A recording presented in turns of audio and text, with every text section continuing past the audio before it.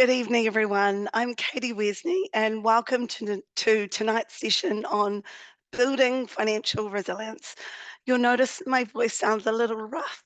I've got laryngitis. But here's the thing. This is actually the perfect example of tonight's message. We can't control perfect conditions, but we can still show up and make progress. So here I am, slightly croaky, but ready to help you build wealth that weathers any storm. Quick question. How many of you feel like you're doing okay financially, but know you could be doing better? You just don't know exactly how. Here's what I've learned. Most people think buying a house means they've made it, but home ownership is actually your starting line, not your finish line. Tonight, we're covering four things: your money personality, what wealth planning actually means, the levers you can pull to grow wealth, and how to build real financial resilience. Plus, everyone here live goes into the drawer for a $400 consultation because I want you to leave with more than just ideas. I want you leaving with a plan. Let's dive in. So you may be thinking, who am I to tell you how to be good with your money? I have been at Enable Me for the last decade. I am our head coach. Background is I'm a chartered accountant, as also a qualified financial advisor. I've been in the industry for a very long time. I've built and sold my own successful business, worked across Europe, US, and NZ, and I'm also a staff columnist and media commentator. As an Enable Me coach, my job is to optimize outcomes for my clients and help them reach their financial potential. Before we launch into the meat of this presentation, I need to give you a wee disclaimer. This presentation is provided for information purposes only. The content of this presentation is not intended as a substitute for regulated financial advice. I don't know you. I would love to know you, but at this point I do not. I'll give you lots of tips, tricks, but it's going to be general in nature. So your job is to catch what's relevant to you. In terms of getting to know you better, we'll have a wee offer at the end. You might win a consult with myself or one of my amazing coaches. So in terms of agenda, it is jammed packed. What we'll be talking about first is building a buffer and resilience into your financial plan. It's so important. What is and isn't a wealth plan? Balancing risk and return, super important in terms of having resilience, and the little wins that add up to big changes. And then we'll round it out with that Q&A. I'll be doing the draw just before the Q&A. If you think of anything you'd like to ask me, please pop it in the wee chat box. It might be above or below you. And then my amazing producer, Amelia, will collate those. And after the prize draw, we'll go through all of your questions. Ask me anything. Nothing's a silly question. I'm going to be super targeted today in terms of delivery as to who I'm speaking to. So we're going to run a wee poll. So what do you currently invest in? So you can make as many choices as you want. I'm going to use this opportunity to have a swig of tea.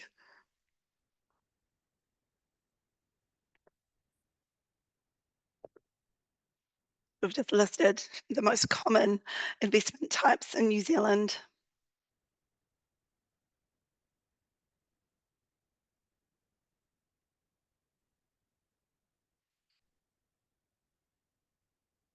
So why should you prioritize wealth?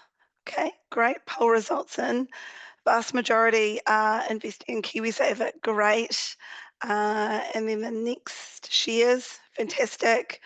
That's interesting. More shares than managed funds. Hmm. High interest savings. Interesting. So a good mix. Thank you. I will take that into account in my delivery. So why should you prioritize wealth? For all of my clients, they're ambitious. They never work with us because they want to be fine. They really want to make the most of their position. It improves your security, gives you a bigger landing pad if anything was to go wrong. Often people are trying to solve a problem. So that might be that they want to be okay longer term in terms of retirement, Often people want to grow wealth so they can help their kids and leave a legacy. I have 3 children. My eldest daughter's off to uni next year. That's really important to me. It's part of crafting my and my husband's wealth plan. And I want to do lots of travel in retirement. So, well, also now. So I want lots to have lots and lots of freedom in retirement.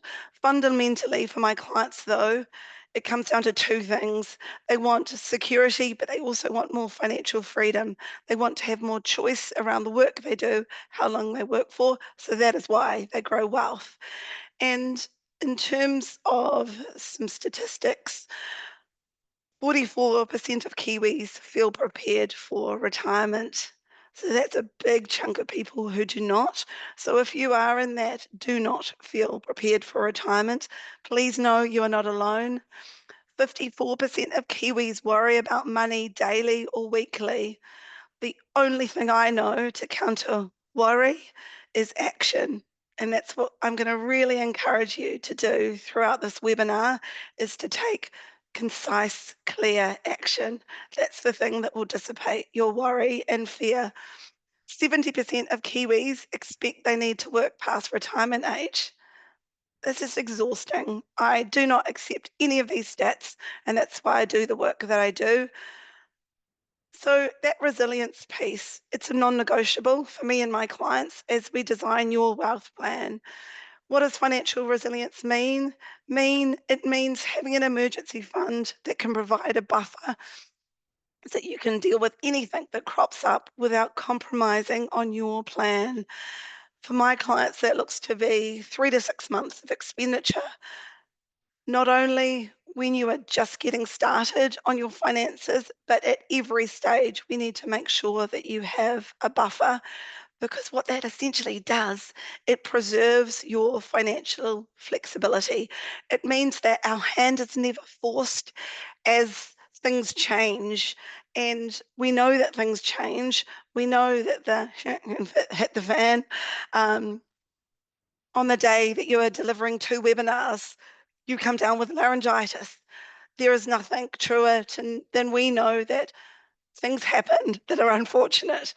But knowing that those things happen, we can counteract those and lessen the impact by having throat spray nearby, but also having a buffer. Every play you make should lead you closer to your long-term goal. Ensuring you have a buffer means that it will ensure that your hand is never forced, and that's really important. So you're not pressured to make suboptimal decisions, whether that's selling assets during market downturns, because there's always cycles. Please know that. We're not afraid of cycles, but we need to make sure that we can hold our line through those lower ebbs of those cycles, or stay in situations that don't serve your long-term goals. And again, that flexibility piece, so important. And goodness, it's noisy out there. I'm adding to the noise. I appreciate that at the moment. We had the OCR announcement today, down to 3. Hurrah. It's been in a downward trajectory, thank goodness.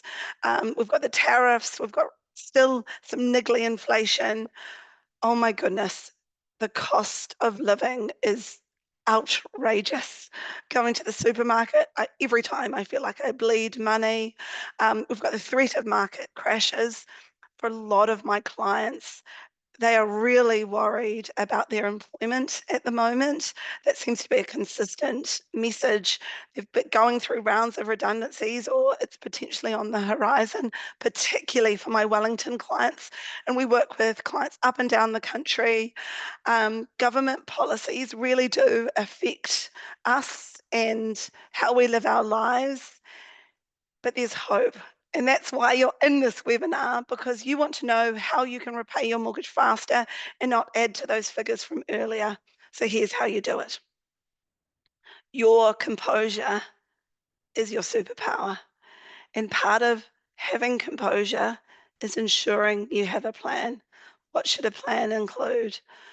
So for us, it's ensuring you have a really strong financial foundation.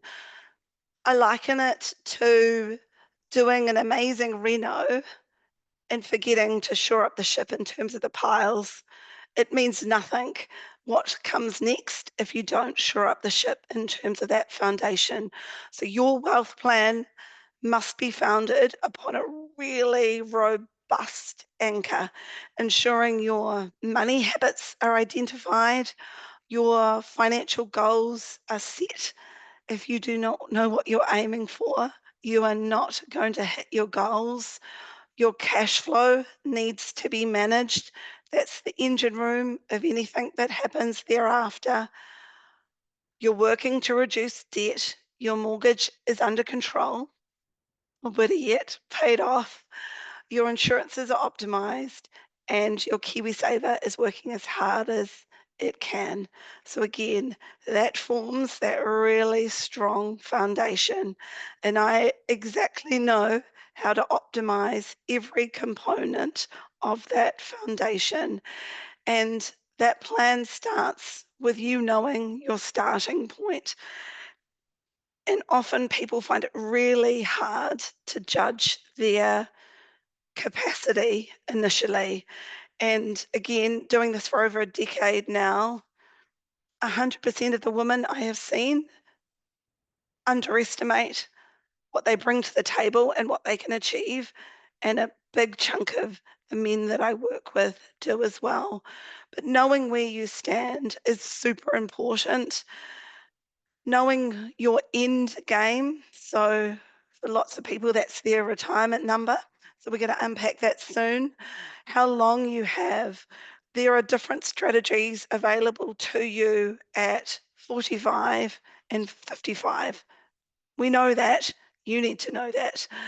Your behavioral tendencies in terms of your money personality, whether you're a shopper, a saver, a plotter, how you approach risk, rules, that component of behavior that encapsulates about 80% of your financial success.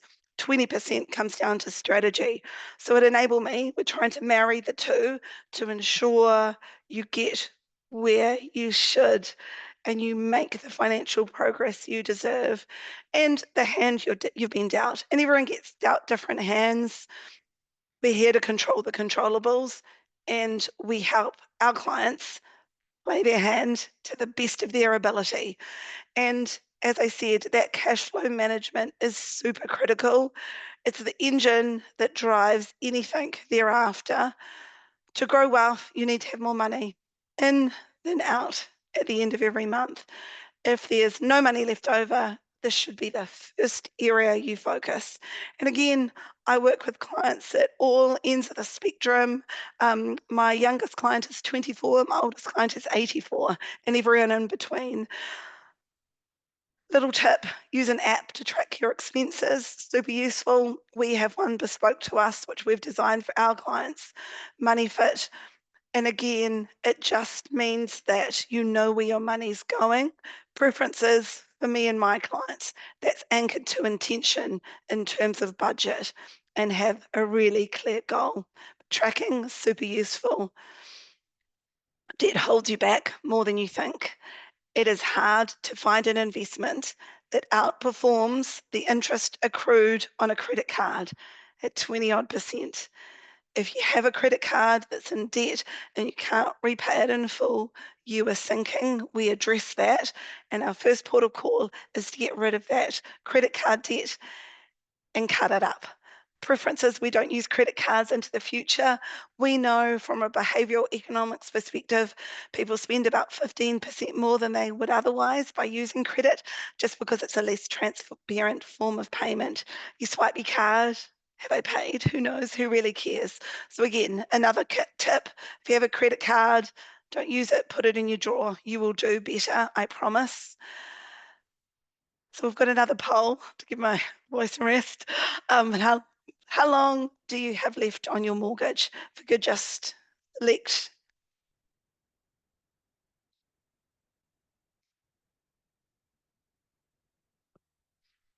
And some of you might not own a home. That's okay. I work with lots of people who don't. Work with lots of people who are mortgage free as well. We celebrate everything.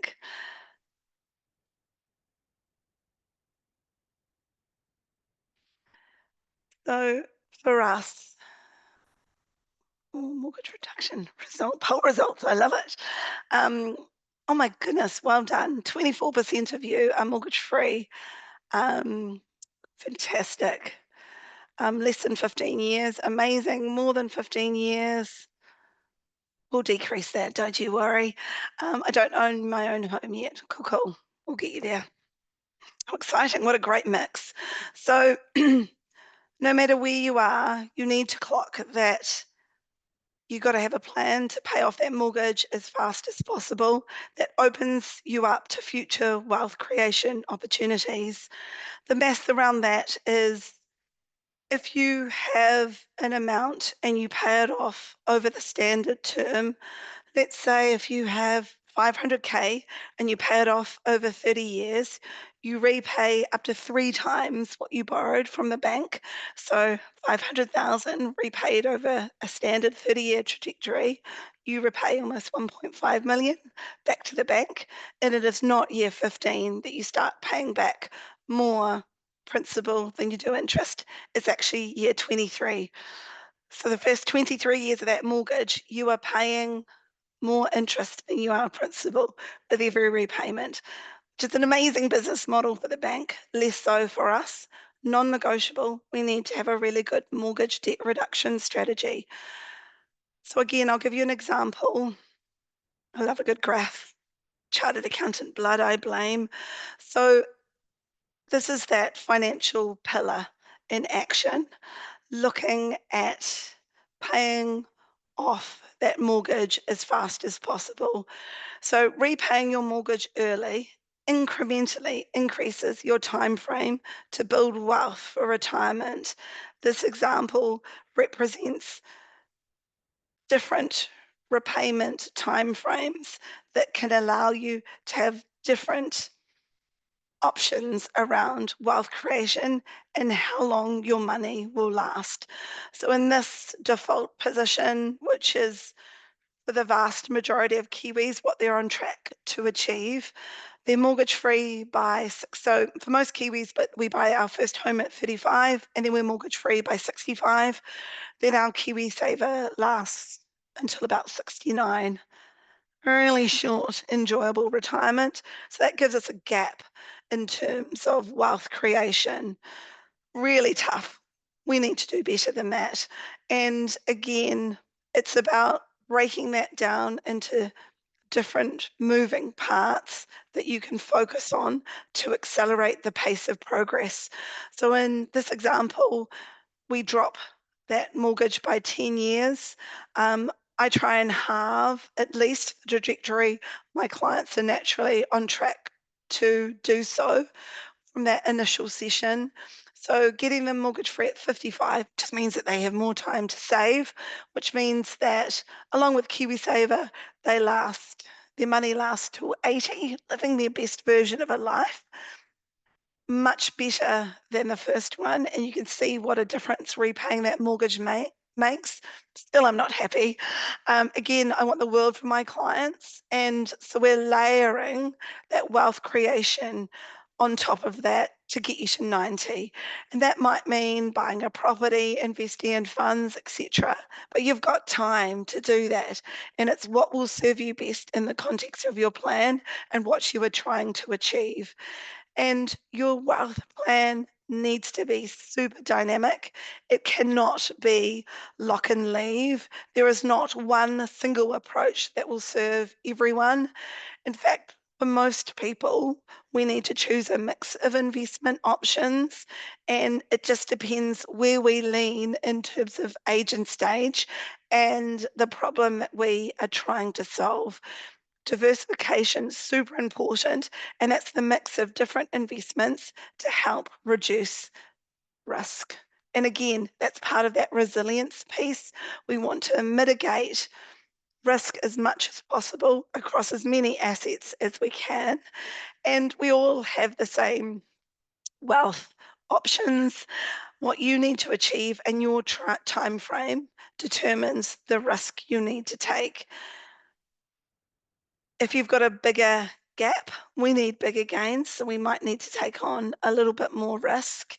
And again, We don't play favorites at Enable Me. It's where do we lean in terms of options and what do we need to achieve. For example, if you are youngish, like myself, and you're still growing wealth, then we might more lean into property versus when you're getting closer to retirement, then we might more be leaning into managed funds because that gives you that layer of diversification and liquidity versus when we lean more when you're younger into property because it gives you that leverage piece, which again gives you that capacity to increase the rate at which you grow wealth. And again, the option that is right for you will depend on your goals and your timeline, because again, you don't have an infinite amount of time to access credit from the bank, for example, to buy an investment property. The older you get, the harder it is to get lending. And this is a really important number to clock. If your retirement gap is bigger than 300,000, you'll likely need to use leverage to bridge it. And I've got a wee graph because I love graphs. Shows an example of being mortgage free at 55, being able to then accumulate, save until 65. It's at this stage that you start to decumulate savings, i.e., spend it as our income stops. And again, if that problem to be solved between here, 75 and 90, is larger than 300K, you've got a short time horizon, it's likely we'll need to leverage. And lots of people say, yeah, but the KiwiSaver balance kind of feels quite big comparative. It really does help. I think it's super important. Um, Please, if your cash flow allows and your employer contributes, please contribute up to the amount that you get that free money from your employer. That's super important. Free money, why wouldn't you? But again, it's what else do we need to do alongside that? And just jogging you through an example for a choices retirement lifestyle, and that comes from the work that Massey University has done in terms of retirement expenditure. So in this example, pretty typical client, they have an annual lifestyle cost of about 80,000. So times that by 25 years, they'll need about 2 million to fund retirement. You might think 2 million, that feels dreadful. But again, I'm never afraid of any number. I'm here to say, well, how do we break that down? Pension contributes about 700,000 over those 25 years, and then the KiwiSaver typically contributes about 30% of what they still need for retirement.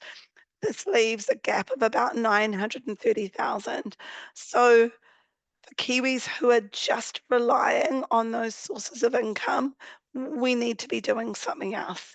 And we need to be doing that something else sooner rather than later. And for lots of my clients, remember, they invest across all asset classes, but lots of my clients do choose to invest in property. Why is that? It's not that property gives you exponential gains, it doesn't. The beauty around property is that leverage piece. You put in your money, the bank puts in their money, and you keep 100% of that game. That outperforms other asset classes and has less volatility. And I really like that you look back historically, rent goes up with inflation eventually. So again, that's really useful in terms of plan design. And I've got a wee example, just kind of jogging you through that power of leverage. If you have 160,000 to invest, you could put that in a managed fund, growth rate of about 6%. That gives you a return of 9,600 versus if you put that 160,000 as a deposit on an $800,000 property, that gives you a return of 48,000. Again, not miraculous, it's just you've acquired that bigger asset that goes up in time. So again, what's right for you will depend on what your happy life looks like. That's a really important anchor. And again, knowing that number We need to be growing that asset position to a point that feeds that when you're no longer working. Everyone has a different number. We understand yours and we execute a strategy around that. Remember, it's about strengthening that financial foundation, finding any money inefficiency, understanding the goal that we're striving for, making sure that our KiwiSaver is serving us through in the right fund type, that we have structured that mortgage really well to ensure that we can pay it off as fast as possible on our terms, not the bank's terms, and that everything is serving us. Again, we don't play favorites. Often I'm talking to clients about lifting up all the different rocks that make up your life to make sure that we get all of those kind of 1% gains. And I cannot emphasize enough, everyone's situation is different. And that's the tricky thing because I think there is so much information out there at the moment. Um, Amazing podcasts, amazing books. You can ask ChatGPT, but everyone is different. And that nuanced, tailored approach is so important. And again, everyone's version of a good life is different. Everyone has different challenges, personalities. That's what you weave into a tailored plan that works. And I cannot emphasize the importance of leveraging equity and mortgage access where possible. And investment success comes from time in the market, not chasing perfect timing. If you're waiting for the stars to align, it's never going to happen. I love that saying, the best time to plant a tree was 25 years ago, second best time is today. And I'm going to reinforce this quote as a guiding principle for long-term wealth building. With any investment plan, time in the market is far better than timing the market. And again, the earlier you start, the more time you have. And that time is never going to be more precious than what you do today. And I think this often helps my clients to be braver. You have got to clock that inaction costs you more than you think. And I think for lots of us, we think, oh, that feels risky. But again, for most people, the opportunity cost of doing nothing outweighs and is more weighty than anything else you could do into the future. And questions you might be asking yourself, is now the right time to start? Yes. Should I wait until interest rates are optimal? Look, you tell me when optimal is, because you only know optimal when it rises again, and it will. So again, really good time right now to be taking stock. And if you have any questions around that mortgage strategy, please ask, because I know exactly what I'm going to be telling my clients in terms of mortgage structure and strategy. And we are not sitting on our hands. If we're sitting on our hands, we're going to be in a world of regret. Can I figure this stuff out yourself? Well, probably. It's just, I don't know if you can do that optimally, and I don't know how long that's going to take. And time is precious, precious. A lot of this is about energy management. And again, for most of my clients, they're here to achieve exceptional results. And how do you do that? You outsource to an expert.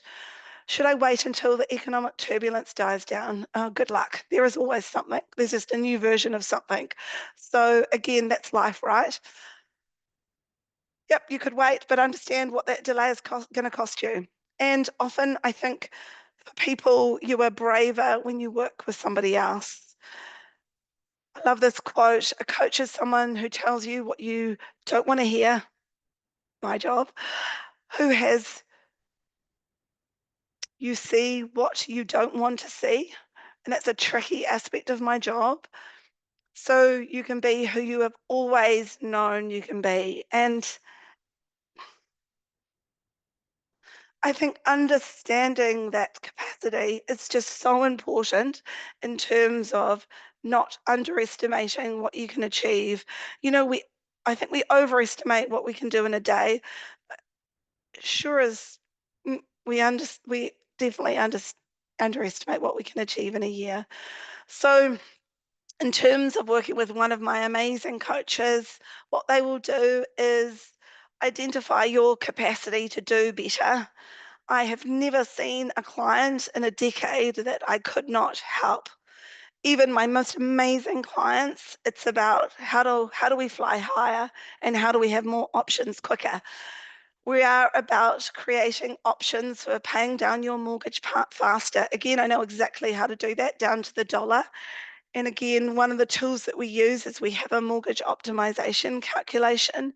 It effectively embeds goals within that mortgage so we can pay that down faster. Accountability, we've talked about that, super important. And what does that mean for my clients? We are setting a pace, and that pace is a lot faster than they'd be achieving by themselves because I am not here to muck around. We're setting milestones, ensuring progress, and we are being adaptable. You cannot lock a plan in place, otherwise it become irrelevant. I know that, you know that.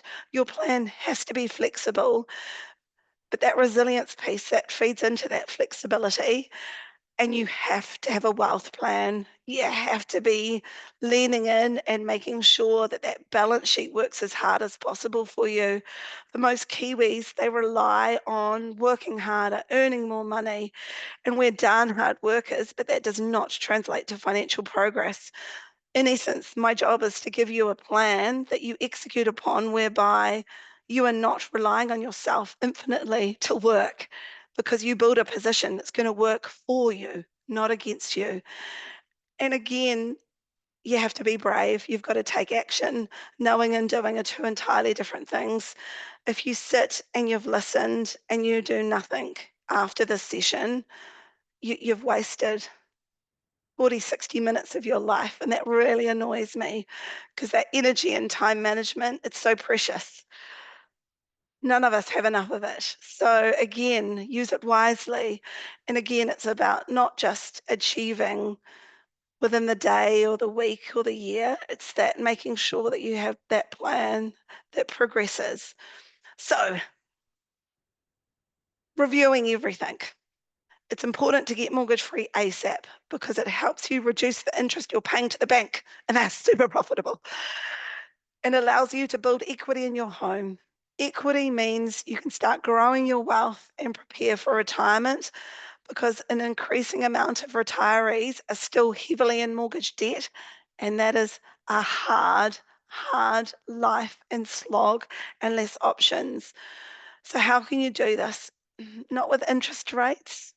We've obsessed about the OCR. It's just not the thing that makes this work because they're all uncontrollable.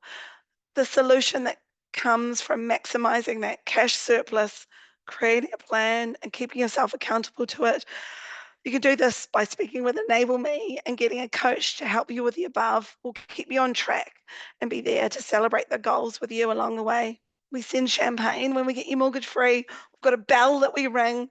Your success is our success, and we just delight in it.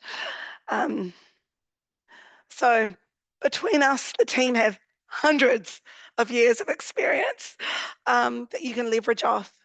We're here to shortcut where you put your effort.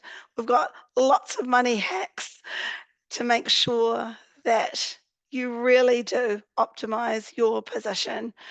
So there you have it, the pillars of financial resilience. But here's what I know after years of coaching: knowledge without action is just expensive entertainment, if you could call it that. You've shown up tonight and put up with my croaky voice when conditions weren't perfect. That tells me you're serious about building something bigger than where you are today. The question isn't whether you need a plan. Of course you do. The question is whether you'll be brave enough to take the next step. We'd love to work with you to create your wealth plan. Normally, our 90-minute consult is $400, but because you've invested your evening in ears with me, if you book tonight, it's just $149. If you wait until after tonight, it's $249. Here's what we'll cover: where you're at now, where you want to be, and the exact roadmap to get you there. No fluff, no generic advice, just a plan tailored to your situation. You can't control market crashes, interest rate changes, or global pandemics, but you can control having a plan that helps you weather any storm. Now, Amelia, I think we have a draw to do. Yeah, Passing it over to you. yeah. Congratulations to Jane. I'll put your name in the chat as well. Um, I'll email you after the webinar. Congratulations. Awesome. Go Jane. Can't wait to meet you. Oh, that's awesome. Okay, so we've had some questions. Hit us, Amelia. Yep, we've got some great questions that were submitted. The first one is, what is the best piece of advice you could give to someone who is beginning their financial education journey? Well, obviously, come and see us for a financial consult. No, start by tracking your money for a couple of months. Don't judge, just observe where it actually goes. This awareness alone creates natural improvements. Then build one habit at a time, even $25 a week into savings automated gives you that forward momentum. And again, just re-emphasizing financial education, it's a marathon, so please be patient with yourself. It's worth it. Thanks, Katie. Our next question is, what are some ways to reward yourself if you have controlled your spending well on any given week? Yeah, I love that. My specialty. Um, Build your non-negotiables into your budget. For me, it's travel, kids' activities, and coffee. When they're budgeted, they're guilt-free. Know what matters to you and plan for it up front.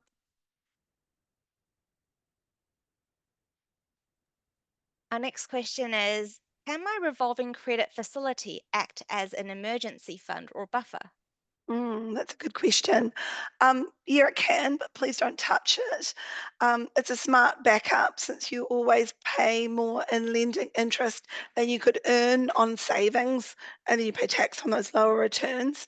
But please make sure you keep it available and unused. A question that has just come in is someone who asked, um, they're a mid-40s mum working part-time, so their KiwiSaver is a bit behind where they would like it to be. Yep. And they're asking, am I still better to continue and try to get the mortgage free paid off early and then focus on KiwiSaver? So they're asking whether it's better to pay the mortgage off early and then focus on KiwiSaver. Yeah. Yes, such a great question. And again, riles me as a fellow mum that when you look at those KiwiSaver balances and they're uneven, you take time out of the workforce, etc. But again, we're here to build resilience, to work with knowns. My preference for my clients, this is not individual financial advice, is if your cash flow allows and for example, you're employed and your employer will match up to 3%. That is what I want you to build into your financial plan. Anything over and above that, I would like you to be directing that into paying off your mortgage faster or investing. Why is that?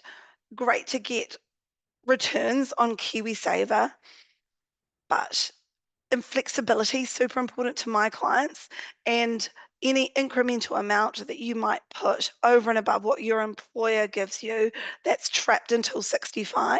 And for lots of my clients, they're a bigger fish to fry in terms of mortgage, growing wealth elsewhere. So they really want to lean into flexibility. Great question. Right. We had another question, and let's make this our last question.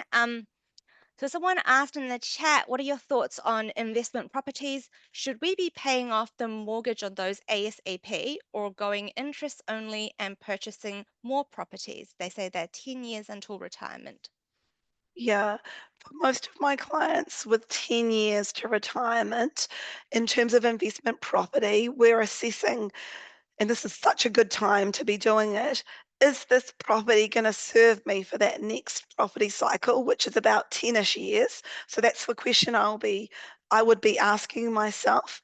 Is that equity going to increase in the pace that I want it to? Are there going to be major capital repairs over that time, which might mean that it's not suitable? So, again, you really want to be assessing that. From a debt perspective, most of my clients' priority obviously is to get mortgage free on their homes first. And once they've done that, we're trying to get the debt down to a point that we release any cross guarantees or whereby it is self-sustaining, so we're not topping it up. When we're at that point, we need to purchase another. Thanks, Katie. And thanks for everyone for joining us today. If you've got any more questions, please come and see us or get in touch. Our contact information is on our website, enable.me. I'll hand it back to you, Katie, to close off. Awesome. So thank you for putting up with my voice. I've tried really hard. But just to reiterate, the clients who thrive aren't the ones who wait for perfect conditions, honestly.